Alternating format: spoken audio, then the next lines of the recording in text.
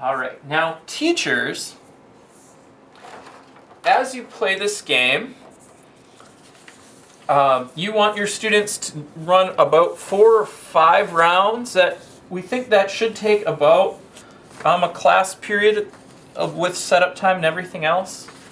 What you should see is the cocoa is going to cool down and the air is going to warm up.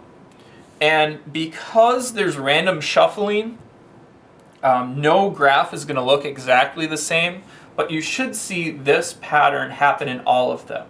Some of your students' lines might come to equilibrium where these are the same temperature, but most of them should come pretty close to each other but not touch. Hopefully students should see the pattern. In the lesson plan, we've included a graph that has more rounds where we will see that come to equilibrium.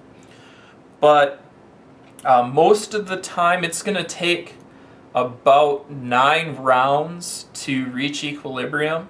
Again, every time you play is different, but the average for equilibrium is about 9, and that seems like an awfully long time in the classroom.